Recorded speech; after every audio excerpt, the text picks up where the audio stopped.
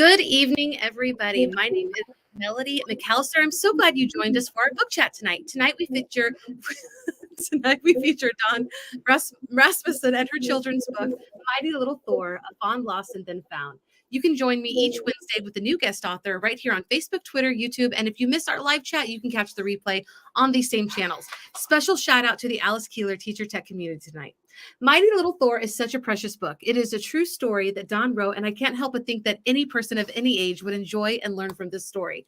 The way Dawn cares and respects wildlife is also part of her message that we'll touch on tonight. And I hope we can dig in on the fawn rescue and get an update on Thor. And I also hope Dawn will share about her writing experiences as a self-published author of 2 books. So let's get started. Dawn, how are you tonight? And can you share a little bit about your background? Thanks, Melody. I'm so excited to be here.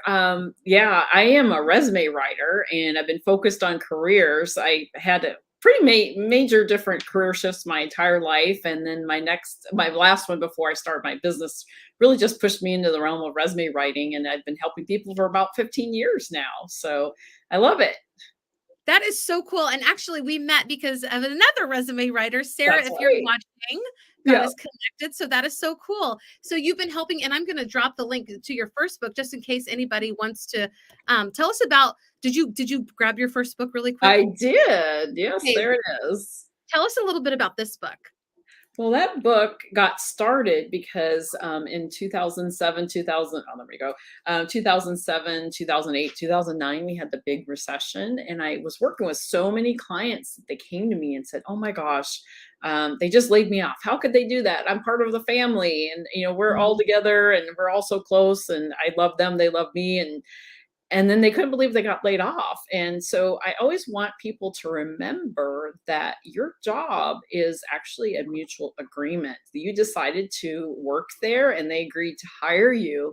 So you can't let all those personal feelings get in the way. So it's always going to be a business decision. You're going to stay as long as you feel like you're being valued and respected and compensated correctly in your mind, and they're going to keep you as long as you are contributing into their bottom line. So the main thing in the whole book is just talking about you need to market yourself, and there is no such thing as job security, as we all found out between then and obviously with COVID. So yeah, you're in charge of your career, nobody else.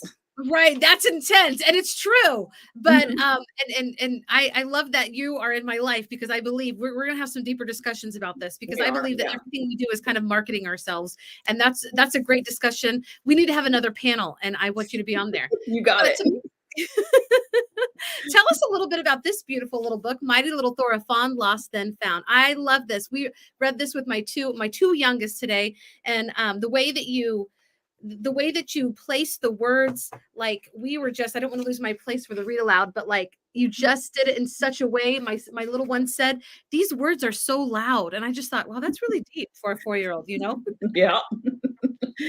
Well, the whole Thor story began in May 2020. So he turned out to be our pandemic project. So I know. We weren't going anywhere, so that actually panned out pretty well for Thor, because I wasn't traveling or speaking, because normally I'm traveling quite a bit. But anyway, my husband was outside in the yard, and he heard this little baby going, ee, ee. And he looked around, didn't see anything, and then he came back outside again, and he heard it, and then he walked over, and then this little fawn came and stood right on my husband's feet, and it was just like, that's not normal. Baby fawns don't do that. So basically, I knew someone who could give me a biologist who knew deer, and so we took the deer in to see her, and she's like, yeah, he's definitely abandoned. Baby deer don't wander around crying, and because they're usually very quiet within their first couple of weeks, they just stay put. And he had kind of messed his backside a little bit, and that's another sign. Mama deer actually clean their babies, so they have no scent, so predators can't find them. So between him crying, walking around, and then being messy, and he was obviously very hungry, and the biologist said, yeah, he was dehydrated. So we were told, okay, we don't have space here, so here you go. So my husband and I kind of looked at each other going, oh my gosh, we have a deer. Right. I mean, you wanted to help the deer. You wanted to help them. Yeah. But you didn't think, "Oh, he's gonna be a part of my family, or I'm gonna be taking Yeah, care of him." You wanted him to get the help he received. I think it's so cool that they're able to, like, know that he was, like, they could tell that he was abandoned. Um, yeah. Well, and we watched him for hours and no mom came by. I mean, it's standard for moms to disappear for 4 or 5 hours, but it'd been 8, 10 hours, and he was only about a day old, so, he wanted to live, and so that strength of spirit was really inspirational, so I had to do some really fast studying about deer, and the biologist gave me some tips. She's like, "Okay, you need to feed them goat milk every 3 hours," so, um, he spent I in was this gonna office ask, what where I kind am. of milk are you feeding him? And was it, like, pasteurized milk that you got from the grocery store? We started out with the pasteurized milk. In fact, I have a friend who works at the grocery store here locally, and so she went and actually bought up all the goat milk that was available at the time. And so we did goat milk for a while, but there's actually a dry formula that you can purchase that's specific for fawns. So I did not know that. Um, and so he started out in this very office where I'm speaking from. He spent his first week in his life here. I put down plastic and a whole bunch of uh, like blankets and things like that for him to lie down on. And so it was just like I was kind of be working here in my desk. It's like, oh, there's this little deer right next to me. It's just so crazy. so I Yes. so I fed him every 3 hours, just warmed up the bottle, and he would come running and everything. And there's so many deer facts now. I mean, I didn't even know that in the first 2 weeks, deer baby, every single baby fawn, they don't know how to go to the bathroom. So you actually have to help them. And it was like, wow, I had no idea about that. So it's like, okay, here's your food. Okay, now do you need to go to the bathroom? It's like the moms do that. They take care of all that stuff. And so, yep, it was like diapers. It's kind Right? of, Like, they know how to walk, but they don't know how to, yeah, you have to stimulate their glands and everything. So, wow. yeah, I was like, that was not on my 2020 pandemic bingo list, right? That is so crazy. And you even write, like, y'all, this is so cool. This is dedication. This is you have I'm gonna take my banner away really quick because you are a dear mom. You're Yeah, Thor the deer's mom. And yep, it's true, truly she is. You camped in your yard because you yep. live like in a forested area, like in a rural area. Yeah, we have 5 acres outside of a small town, and, yeah, so he was in my office for a week, and then I just kinda was just letting him drive the bus, and he was getting kinda antsy and, like, he needs to go outside, and the whole overriding, principle and purpose of all this was to raise him so he can become wild again, and so just keeping him in the house was not right. That's not a normal deer environment, obviously. So then I created a little, enclosure. My husband helped me, and so Thor was running around the yard during the day, or actually he was resting during the day because he was still in that phase where he just slept a lot, and then I would feed him every 3 hours. But then at night there was this enclosure that we put him in so I could keep an eye on him. There's coyotes, there's a couple cougars and bobcats, and he would be a great little snack. Right. So I put a tent out there. Yeah, I ran a little extension cord, so I had my phone charger and a little lamp there, and, and so I finally got smart. Actually, instead of stumbling into the house every 3 hours to warm up milk, I actually heated it up and put it in the thermos. Ding, ding, ding, smart there. So he'd hear my alarm go off, and he'd come bouncing over to the tent and start, trying to get in there. And it's like, okay, I need to get up and pour the milk into the bottle and feed them in the night. So every parent can relate to this in the middle of the You night feeding. slept, I don't know, every parent could, yeah, midnight feedings, but you Yeah, slept in a tent for 2 months in your yard for this little yeah, baby Thor. yeah. That's incredible. That's dedication. It was a labor of love, and I knew it wouldn't last forever, but it was to start putting him in the wild context.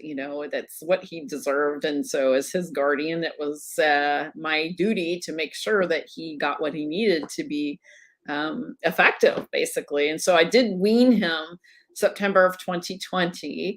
And so I got a video of the last time that I fed him. It was kind of sad, but he just sucked those bottles down. Like there was one time I timed it with 7 seconds. There was this full bottle. It's like, it's Oh like my gosh.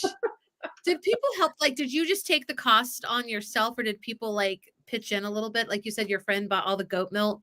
What was the Uh, response from your no, community? I mean, some people would bring something by, like if they had vegetables. For mostly, we did it ourselves. I mean, the goat milk itself was pretty expensive if you got the pasteurized grocery store stuff. So it was actually my husband that identified that there was a formula, a dry formula that you could purchase. So it wasn't that much out of pocket really, and but my friends have helped several times. I mean, between the goat milk and then last year we had a really bad drought, and we're still kind of in it now. And we had a lot of trees that were dying, and there just wasn't any nutritional value in any of the grass because it's all dried up. So Mhm. I mentioned that, and one of my friends, she went around to these people that she knew had apple trees, and they were just going to toss the apples. So she got me, probably several hundred pounds of apples.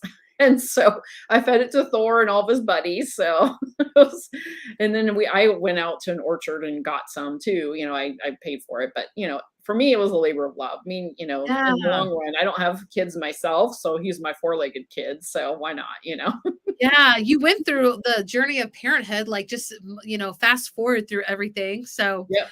yes, we're gonna do an author read in just a second, but, we're gonna get an update on Thor, and I did share oh, we have a comment coming in. I did share the link. Hey, Rochelle, thank you for joining us. Rochelle would love this book. She's like a Disney princess. She loves animals, and she has, like, four-legged creature friends too. I think they're Okay. the ones with the mask. What are those raccoons? She's got Oh, raccoons oh, okay. Awesome. and cats too. We all have cats. But Yep. I dropped this YouTube out because this kind of sums up the Thor's story, and it was Mhm. so beautiful. It really just I loved it, and my kids loved it. And honestly, like, this would be a great book to have in your classroom, whether it's your personal classroom or at school. I love this. You could do a whole unit around a lot of the ideas that you talk about in here, and you even talk about, like, respecting wildlife. It wasn't like you wanted to take in a deer. You had no it was not what you wanted to do, but you wanted to see him live, and you wanted to see him thrive, and you did such a great job on Well, that. So thank you. And actually, I have had teachers buy the book, and they have actually used it as kind of the basis for a whole unit on deer. The book walks everybody through his whole life, kind of the growing up and everything. But I've made it also factual. So yes, we yes. all love and fall in love with deer. Deer, we all love them anyway. But then Thor is such a precious story.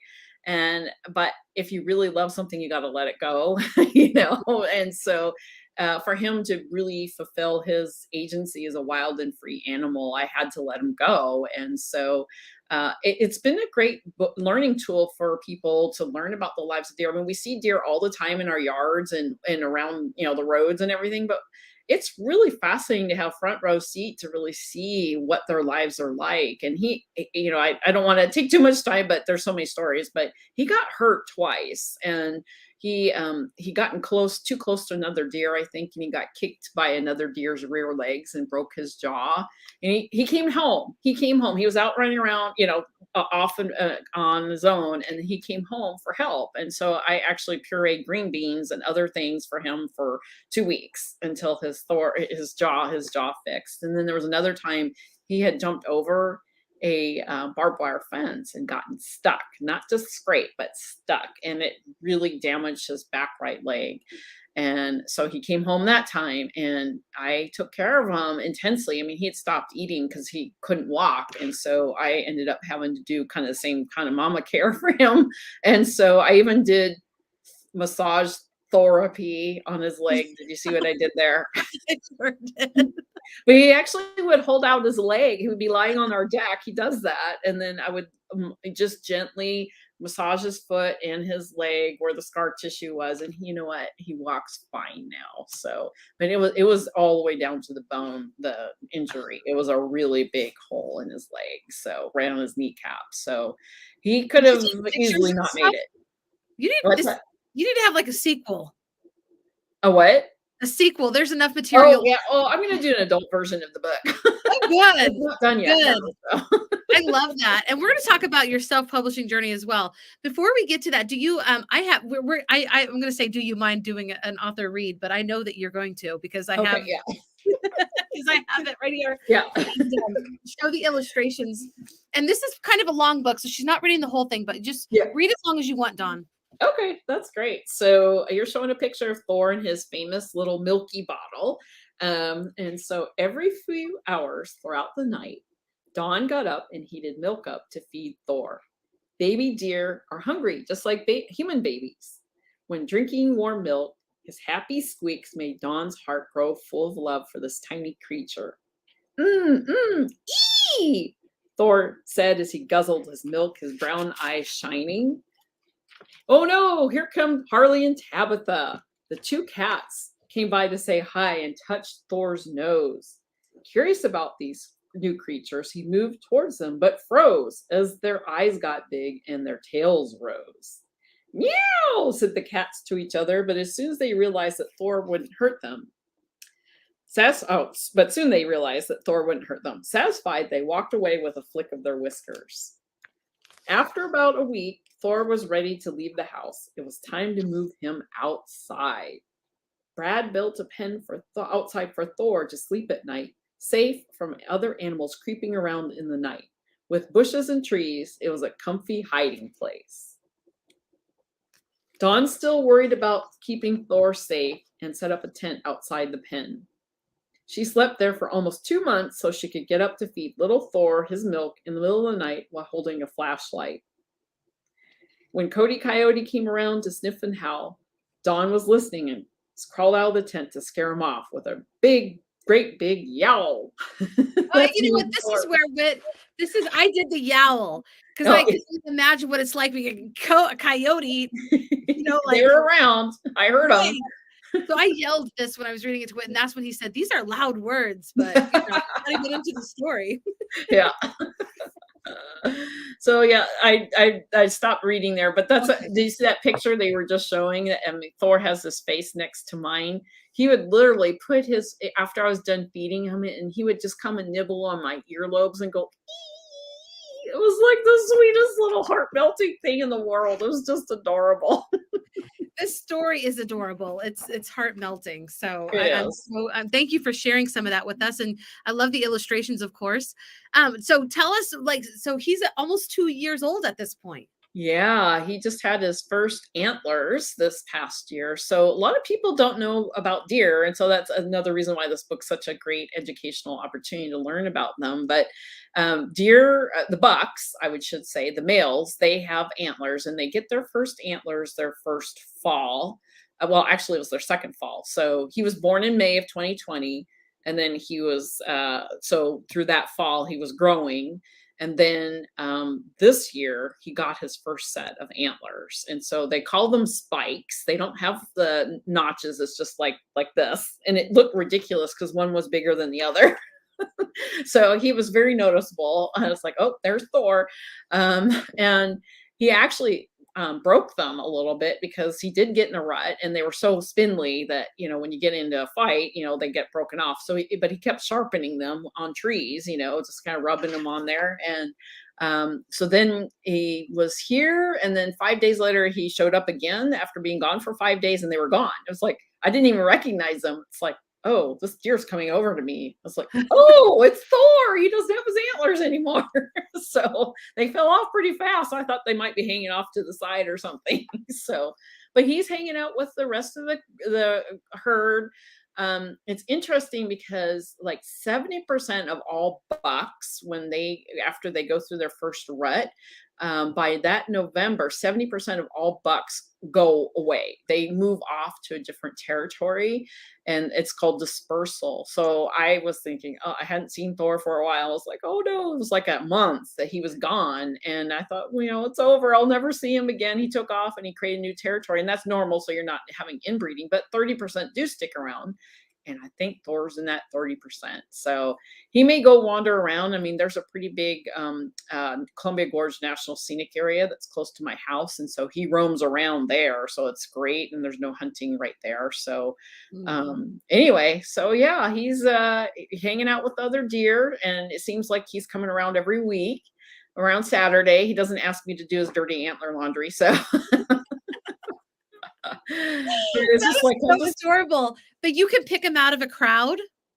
Yeah, the thing is that there's actually a lot of different markings that you can identify unique individuals, and so Thor has really dark eyebrows. They're really dark eyebrows, and now the top of his head's turning quite dark too.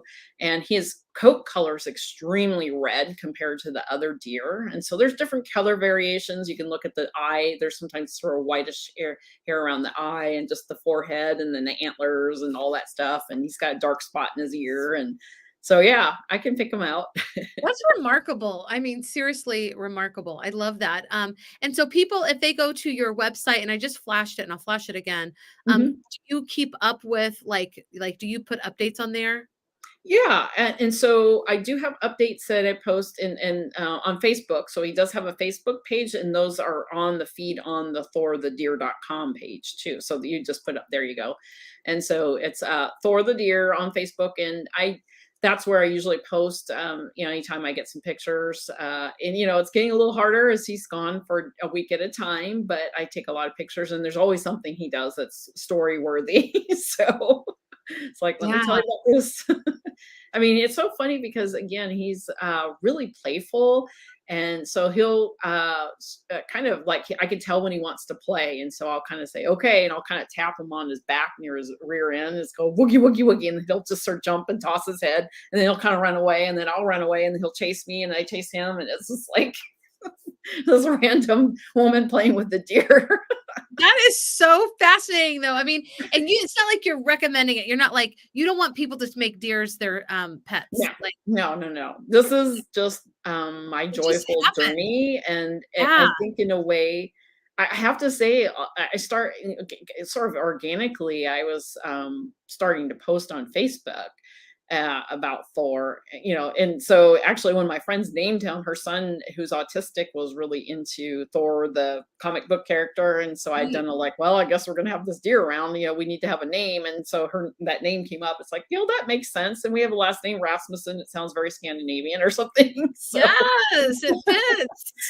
so people start following him on Facebook, and I was posting all the time, and I have to say that a lot of people have said that you helped get me through the pandemic because, of all the junk that you see on Facebook and, just politics and all that kind of stuff, it was just a bright spot to look in on every day. So they would, tune in. It's like, what's Thor up to today? And several people said, well, Thor is a dinner time conversation topic for us. And the kids are always asking. So, and then I decided to do the video just as sort of like an homage to him and this whole experience. I just wanted something to remember him by and just capture that joyful sweetness and preciousness of this whole entire experience. It's just amazing and humbling. Yeah, I'm curious what Brad, your husband, thinks too. Brad, he knows I'm a sucker, so I love animals, and so he has been enjoying this, but from the background. So I've obviously dived right head first into this, and so but he's enjoyed watching it and learning too. So and he's been more of an observer role, but he did help out. He helped build that the contain nighttime Right. pen, so he got into it, and he's a good engineer, so he figured out all that stuff. So, but yeah, he's Great. been very supportive, and it's a very precious thing. Now, I have to say, my neighbors do know about Thor, and Thor, because I have a window behind me, and I'll be working, and sometimes I can hear him land on the deck, and then I turn around. There's this deer pressing his nose against the windows, so he has actually started doing that to neighbors. And so I got a text with a picture of a deer, him standing in front of my neighbor's window saying, "Great, you've raised a peeping Thor." And then he did it to another neighbor. I'm like, "Oh my God, I'm sorry."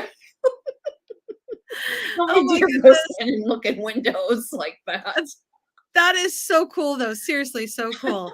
I love it. I'll be one of those people. We'll be talking about Thor. I love it. And I think you named him perfectly. The young man who named him, just seriously, he did. He wanted to live. He did everything he could. Yeah. to live. That takes a lot of strength when you're 2 days old, Yeah. to do what he did. So that is so cool. We're getting closer to our half hour. So I wanted to ask you about your self-publishing journey.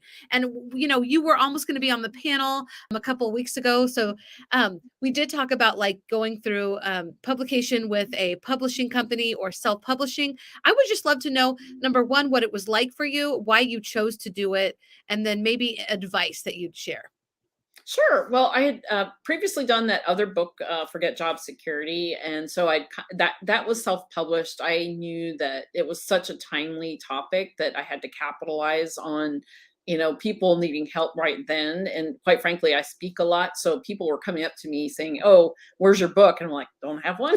So that kind of precipitated that. But then same kind of thing. People are like, "You need to write a children's book about Thor." And I was like, "Well, I hadn't ever, I've been actually in television and children's television programming before, but I hadn't thought about writing a children's book." But it kind of organically came about, and I had to think about how to write it in a way that would help kids understand. But I think the approach was just really on target to tell the story. You feel it's like social emotional learning. And Yes. my godmother is actually a book editor, so she made some really great suggestions about like the animal noises, like him saying "e" or "e," Yeah. and then a yowl. And so it was kind of pulling the content together. And then I was struggling a little bit with, okay, how am I going to get the illustrations in there, obviously. Well, the illustrations are actually all pictures I took, and I used an app on the Mac called Moku Hanga, which is a Japanese woodblock style app filter. And I just like how it you can see the images, but it created it in a little bit more of an illustrative fashion.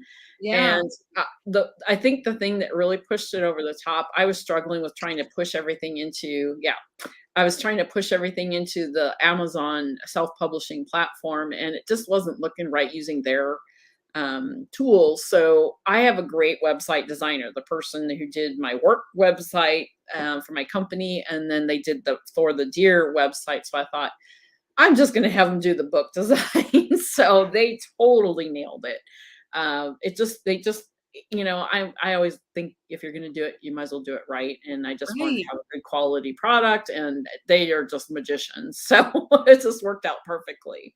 And And I wasn't sure on first look if it was self-published, and not that self-published books don't look professional, because they do, mhm, but yours really is remarkable. It's thank you. very That's fantastic. inviting. I Yeah. love the colors, Yeah. and I was thinking even the seasons. I loved talking about the seasons with my little ones. To help them Mhm. understand that a little bit more. There's just so Including much. our fire season that we had, the fire Oh, that was a evacuation. story. We just couldn't you didn't tell us enough about the fire, honestly. You need to tell us more about that fire. My kids were like, "Wait a minute, you're just gonna go on to the next page?" Like, Yeah, there's there were that. actually 2 fires that were literally back to back, and the first one, we evacuated, we ended up at a goat farm, and it was probably not the optimum situation. So I was in all this goat pen with Thor, and I had to put him on a dog leash to get him in there. And he was okay. He was like, okay, I'm not sure what's going on. And with deer, they're sort of like goats. Actually, you have to push them from the rear. You can't use like a dog. You kind of pull them from the Right. front. So I had to kind of hold on to him so he didn't bolt away, and kind of nudge him. And so we got him into all the pens, and they were all those. I think they were the pygmy goats, and they Uh-huh. were all screaming at him, going, so Thor was just like, what the heck? And then there were chickens, and oh my gosh, that was crazy. But we ended up at a friend's house, and it was a 20-mile drive. And we ended up in her backyard, and she's like, I have a garden. I don't care. I love Thor. He can eat anything he wants out of my garden. Oh, So it's like, but you don't, I was trying to go slow because Thor had never really been in a car before, except when we took him to the vet initially. And so he I was going slow, and I put my blinkers on, the emergency flashers, and some lady at the local Facebook page said, did anybody else see the woman driving down the road with blinkers on and a deer in her car? It's like that was classic. for real. That is so Yeah. cool.